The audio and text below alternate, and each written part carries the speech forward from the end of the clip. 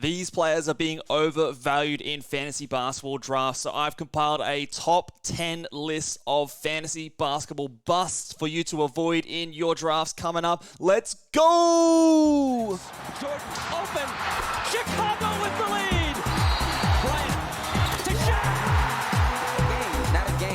Not a game. We talking about practice. LeBron James with no regard for human life. AD finds the ball. Back out to Allen. His three-pointer. Bang! Curry for three. Wow! Unbelievable. Making it rain in New York. We the North are now we the champions. Not the destination, it's the journey. Mamba out. G'day and welcome to the Ball Boys Fantasy Basketball Podcast. I'm your host, Mitch Casey, and you can find me on Twitter at Ball Boys Fantasy. And today we are going through my top 10 busts for fantasy basketball leagues this season for the 2023-24 NBA season. This video is going to be for category leagues. There will be a future video on my top 10 busts for points leagues, so stay tuned for that one. That will be coming at the end of the week, leading up into the final weekend before the NBA season starts next week. So we are going to get stuck into it. If you haven't already, go and check out my top 10 sleeper video, which dropped just yesterday, where we went through 10 players and 3 honorable mentions, which we'll be doing the same thing today. So check that one out, guys. If you have a fantasy basketball draft as well coming up, make sure you do 2 things. First, subscribe to this YouTube channel. And number 2, go over to ballboysnba.com if you want as much help and as much advice and content as you can handle. ballboysnba.com. You can grab my season guide. You can get access to my fantasy basketball projections for 8-cat, 9-cat, -1 rankings, ESPN points projections, Yahoo points projections, my top 150 points rankings, my top 150 category league rankings, my top 250 dynasty rankings, and fantasy basketball articles over there for my favorite punt builds. Head over, ballboysnba.com. But let's get started. We're going to start with some honorable mentions, some players who, they're going a bit too high, in my opinion, but not quite, outrageously enough to make my list here. So the first honorable mention is Nikola Vucevic, who would have made the list if Yahoo did not adjust their ranking of him back to 51. The reason I am down on Nikola Vucevic this season is the fact that he put up a 52% field goal percentage last season after 3 previous seasons in a row going 47, 47, 47%. His usage has been going down each of the last 3 seasons as well. He's 33 years old. He's also on a team now that wants to diversify their offense, use Kobe White, use Patrick Williams a little bit more. You've got Zach LaVine, you've got DeMar DeRozan still there. So I think even if you just taper down those minutes, a minute per game, if you bring down the shot attempts again, like they've been doing the last few seasons, you bring that field goal percentage closer to that 47 mark, which he did for 3 seasons in a row. And he's just a guy that doesn't go very well in head-to-head leagues because he is so average across the board. Yes, he's a good rebounder, works decently in a punt blocks kind of a build, but in any other build, he really lacks that elite go-to category. So for me, he is someone that falls down, but now that he's in the 50s, I don't think it's as bad. Mikal Bridges is another one that I think goes always in the second round, and I just don't think he is that good of a fantasy basketball player. He was someone who put up top 30 numbers after he got traded to the Brooklyn Nets, but when he saw that increased usage, he was someone that fell away a little bit in his defensive stat rate. He also dropped a little bit in his efficiency. He's not a very good rebounder. He gets you, 3.3 assists per game, which is okay. It's not very good. So to me, he's fine to take in the 3rd round, really. Maybe even the 4th round is where my projections have him. I just don't really see the appeal of taking him in the 2nd round. I know he plays a lot of games, but that doesn't guarantee he's going to play a lot of games this season. So I'm not boosting him because of that. I get there's a lot of scary players around that second half of the 2nd round, but I still think that there are other better players that maybe have a higher ceiling and quite a similar floor to him. So I think he's a little bit overvalued, but not quite top 10 worthy. And then D'Angelo Russell, who has a strangely high ranking here on what is it, Yahoo, he's ranked at 96, so top 100. I don't think there's any way we see him return top 100 numbers this season. When you're in a team that's got Austin Reeves, you've got, Gabe Vincent coming over to this team, LeBron James is there, even someone like Maxi Christie is sort of breathing down his neck a little bit. Usage going to players like Rui Hachimura and Anthony Davis and all these other guys. I just think that there's little value left for D'Angelo Russell, who struggles with his percentages anyway, struggles with turnovers, not many defensive stats. He's really not someone I'd be considering until sort of 110 plus, and even then it's kind of like at that point. So at 96, top 100, I think you can do better. But let's get on to the top 10. Again, guys, if you disagree with any of these picks, let me know down in the comments section below. I am recording this on the 16th of October, so if the ADP or rankings change after the making of this video, well, I've already made it, so tough. That's what we're going to go by. But we'll stay tuned to me on Twitter at BallBoysFantasy, and I'll update if any of these change before your draft. Let's talk about number 10, and it is Desmond Bane, who is someone that a lot of people can get quite excited about. Now, he is someone that in his Yahoo rank, he is 21, similar to Mikal Bridges, going in the second round, and I just can't get behind it. ADP of 24.3. Fantrax, I think, has it right, which is why he's at number 10 and not higher. I think Fantrax has it more correct at 37.3. I think we are overvaluing those first 25 games that he's going to play without Ja Morant, which, of course, he will be good in that time. Last season, he was the 32nd ranked players in 9 category leagues, boosted again by the fact that he is kind of average across the board. His best category is threes. And again, we can find threes readily available in drafts later. So in my first 3 to 4 rounds, I prefer to go after those guys that are going to give me the hard to find stats, which are points, free throw percentage, and assists. He is decent in those categories, but not elite in those categories. So, look, I think in the 30s, it's fine.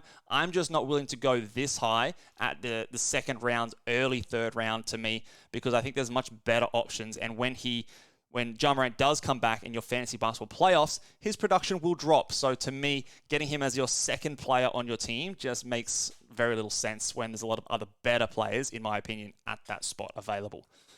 Number 9 is Robert Williams, and it pains me to say this because I was a huge Robert Williams fan. Obviously, a lot of you know I'm a Celtics fan, and he left this season, and he's going to a situation where I believe there's not going to be very successful for him to play a lot of minutes. He thrived in a role where he could play next to someone like Al Horford because of the spacing that Al Horford provided him on the offensive side of the floor that DeAndre Ayton just does not allow. So to me, he might play some minutes next to Ayton, but they're going to quickly find that that's not going to work, in my opinion. So Robert Williams is going to be predominantly a backup center this season. Now, he can do a lot in limited minutes. Mind you, I do understand that. And the Fantrax ADP at 143 is actually way too low, in my opinion. But the rank at 82 on Yahoo and the ADP of 91 on Yahoo is far too high. So again, if Fantrax was on the same board, he'd probably be higher on this list. But I think he's someone that you're probably more taking towards that 120, 130 mark, because I just don't think you can rely on him for that production every night.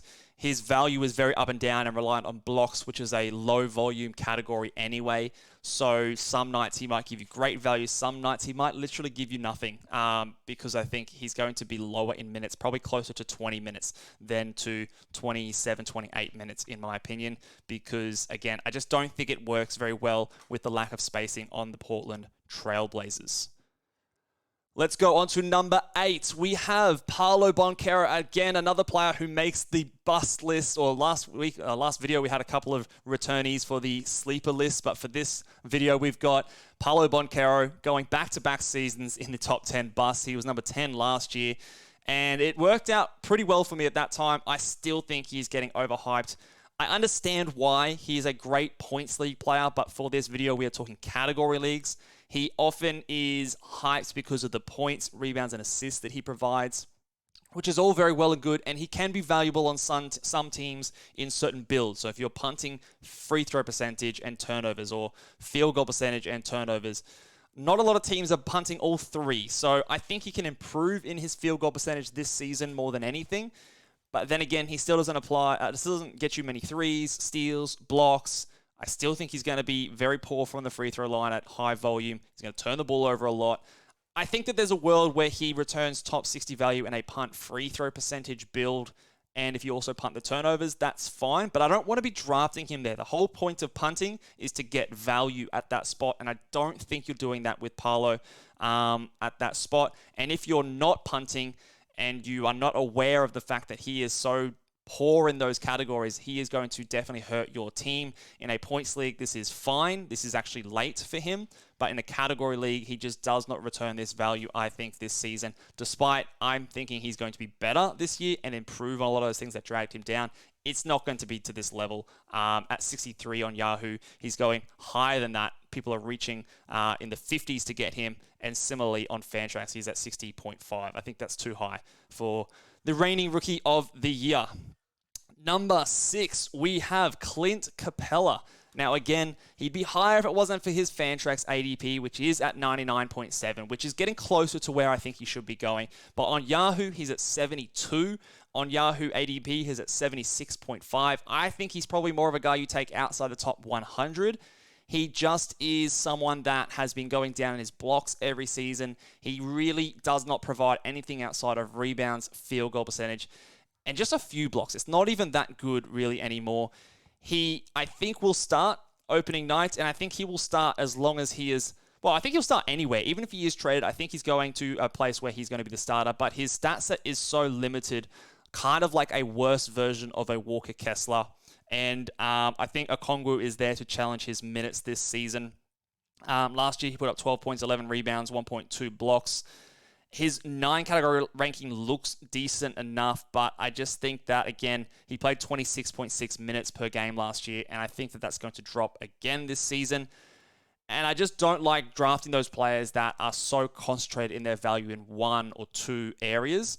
I think that that is, not the best way to go about drafting in fantasy basketball. So to me, he's more of a 100 rankings guy, not a 70s guy, where I think there are far more other big options around that spot that can maybe do what he does and more. And for that reason, I think he is a bit of a bust at those spots. These top 7 players, I think I have a lot of conviction. Actually, these top 6 players, I should say, have a lot of conviction that they are all going far too high. And I think across all sites, they're going too high. Let's start with the first one here, or number 6, Scotty Barnes. I was shocked that Yahoo put him up as high as they did on his rankings at 44. He was already going ahead of his ranking before at 50.4, so that is going to come down. It's going to go closer to that 44 mark as the ranking is quite recent. So on Fantrax, and I drafted Scotty Barnes in one of my drafts recently. I got him at 61 in a deep league. Even then, I felt like I was reaching a little bit, but at 44 in the 40s in your 4th round, your 5th round, it is far too high for my opinion. He is someone that has potential to maybe meet this mark. Maybe. And even then, I don't think he goes further than this. So you're drafting him, in my opinion, at his absolute ceiling with nothing but downside at that point. After Yahoo came into this team, he was outside the top 100, even in -1 ranking. So even if you take out his lack of threes, his poorer free throw percentage, he doesn't give you many threes. He doesn't provide, elite steals and blocks despite him being a solid defender. He regressed in his second year. This is where we were drafting him last year. It was a bust then. I think it's going to be a bust again this season. I know that there's no Fred VanVleet, and I have him projected to average more assists. But remember, when Yahoo came, he's dropped his rebound, he dropped his field goal percentage, and he dropped his blocks as well. So I think we are forgetting that fact. He was outside the top 100, like I said. I see him improving. I've got him more in that sort of 60s range. But when you're asking him to go 20 spots, even better than that, so improving where he finished last season by 60 spots, 50 spots, I think it's far too much to ask a third-year player who just doesn't have the makings of an elite fantasy game yet. Like I said, could make it, could get there, but I think you're drafting at ceiling. Number 5, Jarrett Allen, and he is already injured. He has a bone bruise in his ankle. He's touch and go start the NBA season, and I was already down on him because of my belief in Evan Mobley playing more center minutes, playing more of a role in the offense side of the floor, being their more go-to guy as the big man, and reducing the minutes for Jarrett Allen. He was, by 9 category rankings, someone that actually ranked quite well last season. So if I have a look at his 9 category rankings, he kind of comes out similar to like a Clint Capela, where he ranked 36th in 9 category rankings. But again, low turnovers boost those numbers up. Field goal percentage at 73% is good, but I don't think it doesn't quite capture his value, in my opinion. And again, 14 points, 9.5 rebounds, 1.2 blocks, 64% from the field. It's all just okay. Plus, you've got the risk that he's going to go down. He played third down. He players that have his kind of traditional rolling to the rim big man that get that many minutes. I can easily see him playing more like a 26, 27, 28 minute a night role on this Cavs team to free up Evan Mobley, get more shooting out onto this court, which the Cavs desperately need. And for that to really just all scale back a little bit. If you compare Jarrett Allen to someone like a Jalen Duren or a Mark Williams or a Daniel Gafford going 30, 40, 50 spots later for some drafts, I really don't see that much of a difference. And when you've got a Yahoo rank at 47, inside the top 50, he's coming off an injury. His ADP, people are smart to fade him for a little bit, but I still think you've got to fade him further. Even at Fantrax ADP of 61, I think it's still too high. I think he's someone you more draft in the 70s, in my opinion. He is okay at that spot. And I think that you can see a big regression for him coming this season, depending. And again, he could even be traded this year if they want to really lean into the Mobley center future, which I think is coming. Let's talk number 4. It is Jalen Green. I am officially just saying that I need to see it first before I'm willing to draft him at this spot. He is someone that does not rank very well in category leagues. He is a guy that gets you lots of points. That's great, and that is the reason he gets drafted earlier. He's a better points league player for that reason. But you are adding in players like Fred VanVleet, adding in players like Amen Thompson, Dylan Brooks. You're getting another year better from Şengün and Jabari Smith and Tari Eason. All those guys are taking a step forward, and we just haven't really seen the improvement all that much in the other areas outside of scoring for Jalen Green. He was a negative in every single category except for points and threes, and only barely above average in assists at 3.7. But like we said, you're adding in a few other playmakers into this team, so I don't think that moves very far. And yeah, 186th ranked player in 9 category leagues last year. If you punt a few categories, maybe he can get to sort of that 100, 110 mark. But at 74, which is his rank, 77 and 85, his ADP on Yahoo and Fantrax, it's just too high. You're paying too much for the points at that spot. I'd rather get my points boosted up early with players that can do other things as well than get, poor scoring early and then having to reach to some of these guys later, like a Jalen Green, like a Paolo, who score but hurt you in a lot of other categories. I am just not willing to take Jalen Green at this spot. He's more of about 100 spot for me. Number 3 is the second Raptor on this list, Pascal Slakam. Again, probably a victim of his ranking, influenced by his points league value, which at this spot is actually a decent spot to draft him. But in a category league, he just won't return this. Now, again, I know Fred VanVleet is gone, but Pascal Slakam, there's some shit vibes going on in Toronto between he and the front office. There's a risk of a trade. He also pretty much, I believe, led the league in minutes last season. So I can easily see those minutes coming back, 2 or 3 per game. And even when he averaged 37 minutes per night, he was the 46th ranked player when it came to category leagues. He is just average across the board except for his points, his rebounds, and assists. And they're even only just above average. So I used to like getting him in those 40s and 50s zone for a guy who's center eligible and can give me, nearly 6 assists per game. That's excellent. But if you have to reach into the 3rd round to get him, I just think that's a bit of a waste of your pick. There are so many other better guys that can provide that value for you at that spot and not be below average in steals, blocks, field goal percentage, free throws, as well as threes as well. So he has a 2 or 3 above average categories and then 4 or 5 categories that are all below average as well. So doesn't benefit really from any particular punt build either. And I just don't really see a way that he improves too much on last season that gets him, again, up another 20 spots from last year. So to me, he is a very clear fade at that spot, and number 3 on the top 10 busts.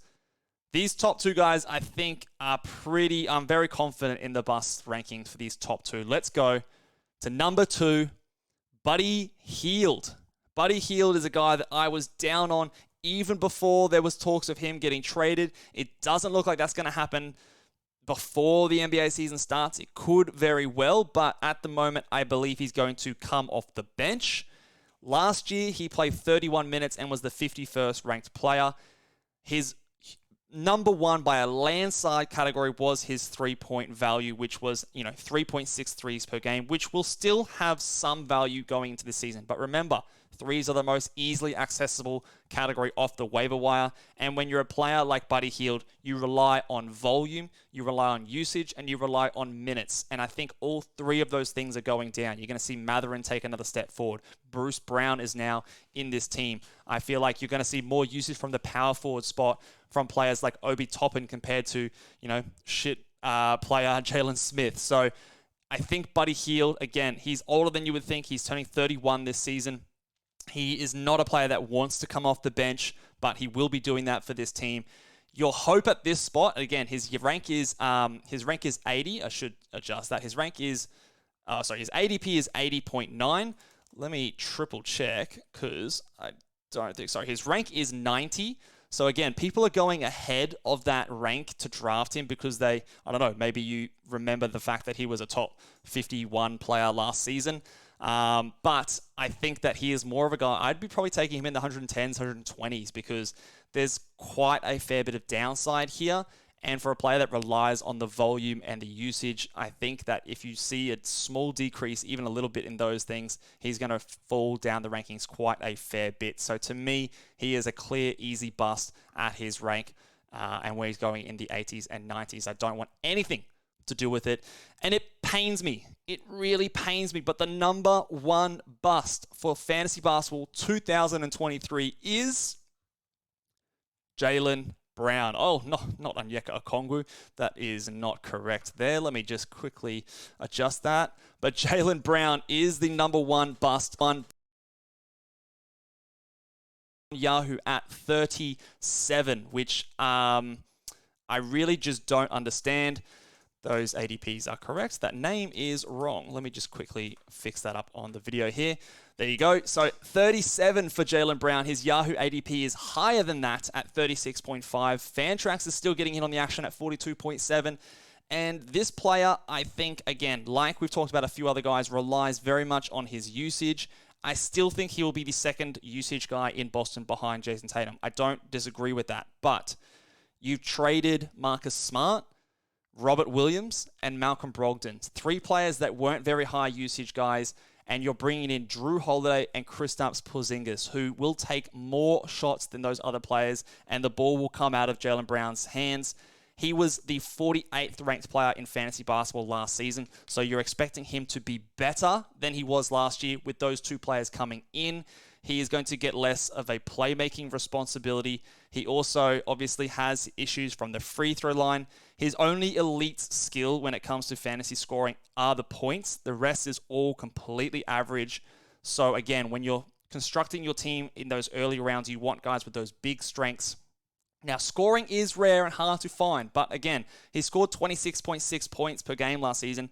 I don't think he's touching that. I think he's more this season, more a 24 to 25 points per game guy. The threes are probably going to come down. The assists are probably going to come down as well. And he just doesn't provide that much else outside of that. And you are already losing out on value, even if he just puts out what he did last year. You're losing about 10 to 15 spots at this point. So when I think that's going to be worse this season and you're drafting him higher, it just doesn't make any sense to me. In my rankings, he comes outside the top 55, top 60.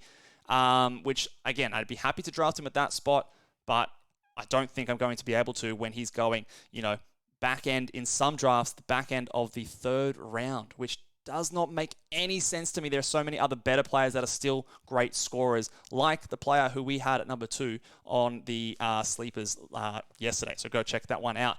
Let me know what you guys think. Do you think that I'm crazy for putting some of those players in there? Do you think I've forgotten anyone that you would put on your top 10 bust list? Throw down all your comments in the comment section below on YouTube. And again, make sure if you haven't already, hit that subscribe button, guys. Give this video a big thumbs up. If you have your fantasy basketball drafts coming out, go over to ballboysnba.com. Get yourself a season guide and, grab a hold of the platinum membership or the silver membership. And I will see you guys next time. Bye.